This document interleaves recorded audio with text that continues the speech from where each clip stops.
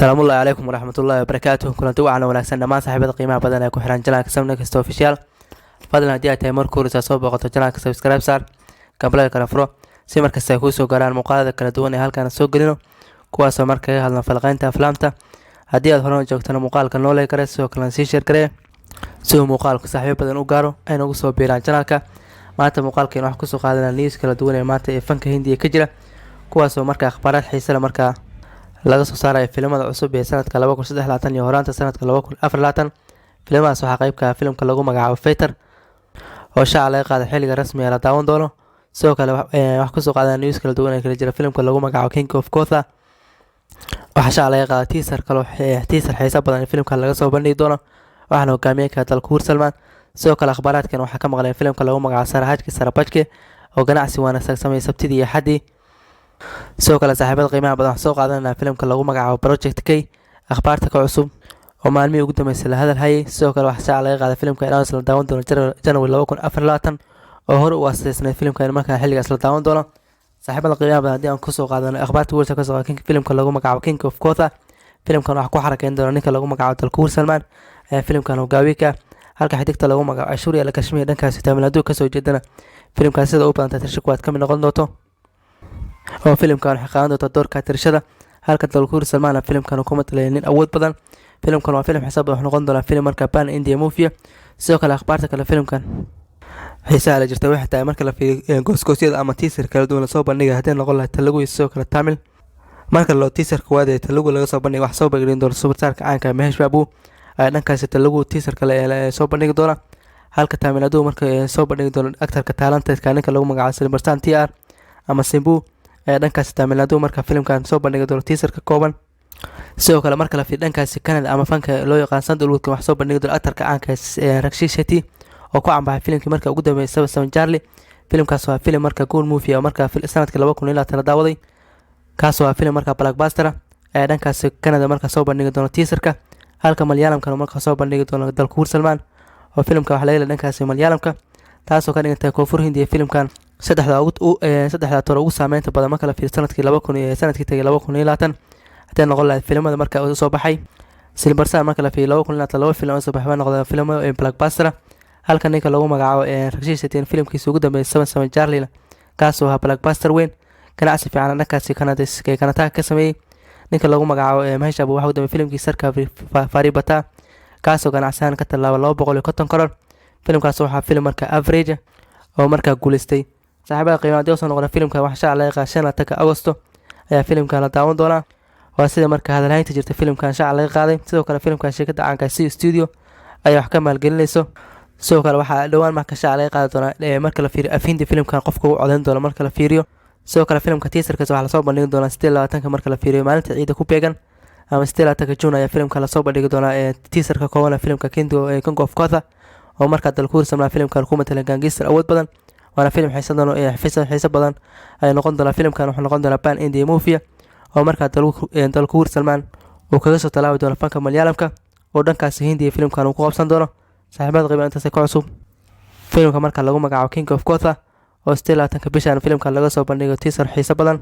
saaxiibada qiimaha badan inta kaga soo tagna filimka marka lagu magacaabo King of Kotha hogaamiyay ka Dalkuur Salmaan hadana dhankaas fanka Bollywood marka la fiiriyo akhbaarta ka cusub ee filimka lagu magacaabo Fighter oo marka hogaamiyay ka ninka lagu magacaabo Hrithik Roshan filimkan hogaamiyay ka halka xidigta lagu magacaabo Deepika Padukone filimkan tirasho kuwaad kuma talayso.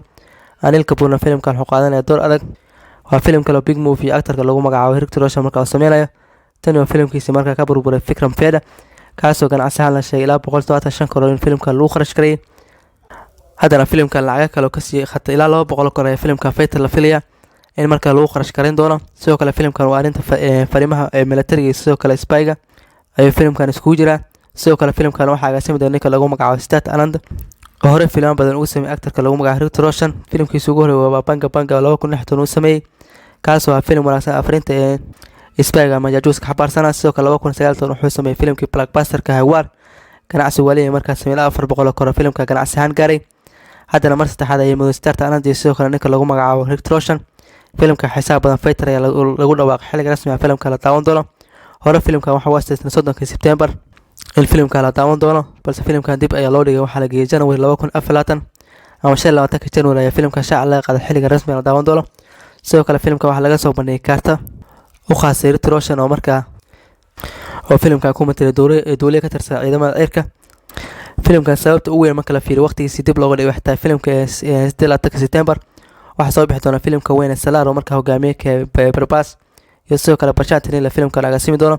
sidoo kale filimkan wuxuu ka baqal isku dhaca markaa halka ka dhici lahaa maadaama Barbas uu yahay markaa Barbas markaa uu yahay actor markaa saameyn badan ku leh dhankaas waqooyiga Hindiya. filimadiisana aad looga jecel yahay hadda filimkiisa ugu dambeeyay Aadam Burush marka la fiiriyo 3 ismaal ugu horeysay ganacsi dhankaas waqooyiga Hindiya ganacsi waliyo markaa ka sameeyay. haddana waxaa la filayaa filimka Fighter markaa isu dhacaas ka baaqday oo January 2024 aaday. sidoo kale filimkan waxaa marka la fiiriyo hogaamiyaasha kala duwan ee ka soo muuqanaya ilaa hadda waxaa la sheegay hogaaminta filimka Rit Roshan qaadan doono. Dabiga Badkaana filimka Tashi kuwaad ka tahay Anil Kapoorna filimka doorka support roles markaa ka mid yahay oo filimka kaalin weyn markaa ku yeelan doono. saaxiibada qiimaha beenta seekooda filimka markaa lagu magacaabo Fighter oo shaaca laga qaaday filimka markaa 25 January in markaa la daawan doono. sidoo kale saaxiibada qiimaha badan news kala duwan ee markaa koonfur Hindiya ka jira markaa filim wax ka mid ah filimka markaa lagu magacaabo Project K oo markaa hogaamiye ka Barbas filimkan waxa shaaca laga qaaday ninka lagu magacaabo Kamal Hassan inuu filimkan ilaa awood badan ku matali doono. sidoo kale muuqaal yar clip waxa shaaca laga qaaday filimka Kamal Hassan door adag ku yeelan doono oo doorka laada awood badan filimkan ku matali doono. sidoo kale filimka marka la fiiriyo waxa ay doorka hogaaminta qaadan doono ninka lagu magacaabo Barbas. sidoo kale xigta lagu magacaabo Dabiga Badkaana ay xilligan dambe saameyn badan ku yeelatay marka la fiiriyo fanka kala duwan ee Hindiya. waxa weeye horaantii sanadka 2020 ee soo saaray filimkii Pathan. sidoo kale waxa shaaca laga qaaday Jawan inuu muuqaal martiyo ku yeelan doono.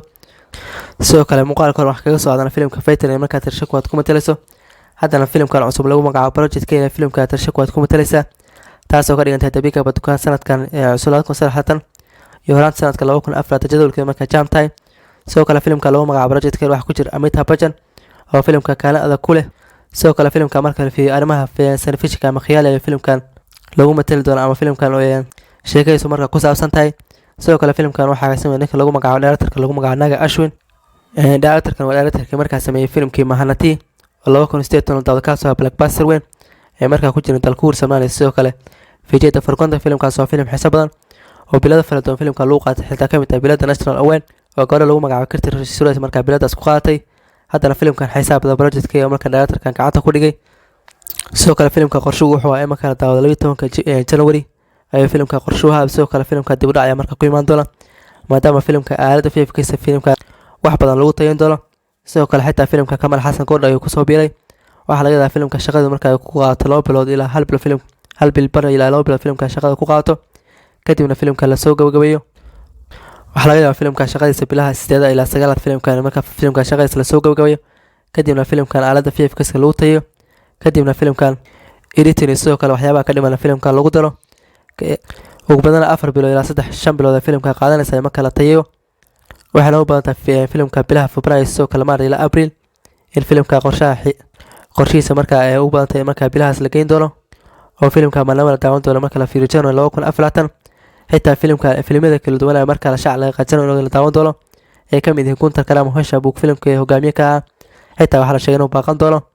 haddana waxa shaac laga qaaday Project K markaa xilliga baaqan doono kadibna xilliga waxa asaystay ninka lagu magacaabo Fighter Rit Roshan. sidoo kale filimkiisa Fighter ayaa shaac laga qaaday January 2024 daawan doono. saaxiibada qiimaha ka cusub filimka lagu magacaabo Project K newska ugu weyn waxa jira Kamal Hassan ee filimka ka noqon doona awood badan taasoo ka dhigtay filimka halaantiisa markaa in cirka sii gasho. wixii ka soo korana filimka waxa ku soo gudbin doona muuqaaladan xiga.